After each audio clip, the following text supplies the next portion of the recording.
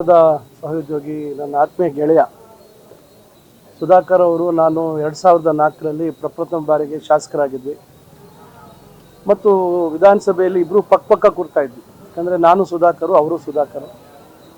ಭಾಳ ಒಂದು ಲವಲವಿಕೆಯಿಂದ ಇರ್ತಕ್ಕಂಥ ವ್ಯಕ್ತಿ.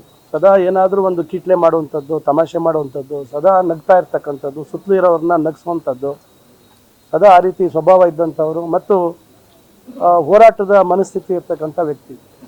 ನಿರಂತರವಾಗಿ ರಾಜಕಾರಣದಲ್ಲಿ ಹೋರಾಟ ಮಾಡಿಕೊಂಡು ಇವತ್ತು ತನ್ನ ಕ್ಷೇತ್ರ ಚಳ್ಳಕೆರೆ ಕ್ಷೇತ್ರದ ಬಗ್ಗೆ ಭಾಳಷ್ಟು ಅಭಿಮಾನ ಹೊಂದಿತ್ತಂಥವರು.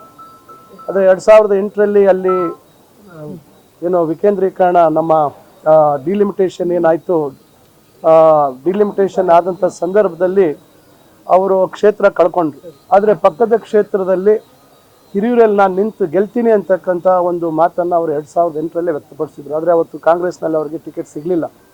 ಸ್ವತಂತ್ರವಾಗಿ ನಿಂತು ಗೆದ್ದು ನಮಗೆಲ್ಲ ಬಂದು ಹೇಳಿದ್ರು, ನೋಡಿ ನಾನು ಗೆಲ್ತೀನಿ ಅಂತ ಹೇಳಿದ್ದೆ, ನಾನು ಸಾಧಿಸಿ ಬಂದಿದ್ದೀನಿ ಅಂತೇಳಿ. ಅವರು ಆವಾಗ ಸಂದರ್ಭದಲ್ಲಿ ಮಂತ್ರಿಯಾಗಿ ಸಹ ಆಗುವಂಥ ಅವಕಾಶ ಆಯಿತು. ಈ ರೀತಿ ಹೋರಾಟದ ಒಂದು ಸ್ವಭಾವದಿಂದ ಬಂದಂಥ ಒಬ್ಬ ಸರಳ ಸಜ್ಜನ ಒಬ್ಬ ನಾಯಕ ನನ್ನ ಆತ್ಮೀಯ ಗೆಳೆಯ ಸುಧಾಕರ್.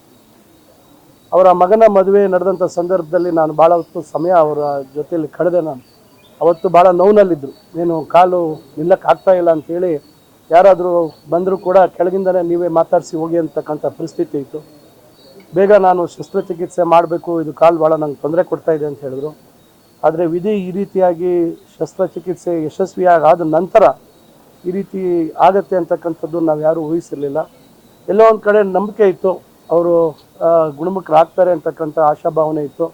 ಆದರೆ ಇವತ್ತು ಅದು ಕಳಿತಿದೆ. ಅದರಿಂದ ನಾನು ಅವರ ಕುಟುಂಬಕ್ಕೆ ನೋವನ್ನು ಭರಿಸ್ತಕ್ಕಂಥದ್ದು ಮತ್ತು ರಾಜ್ಯ ವಿಶೇಷವಾಗಿ ಅವರ ಸಮುದಾಯ ಮತ್ತು ಎಲ್ಲರಿಗೂ ಅವರ ಅಗಲಿಕೆಯ ನೋವನ್ನು ಭರಿಸಬೇಕಂತ ಶಕ್ತಿ ಕೊಡಲಿ ಅಂತ ಭಗವಂತನಲ್ಲಿ ಪ್ರಾರ್ಥನೆ ಮಾಡ್ಕೊಳ್ತೀನಿ.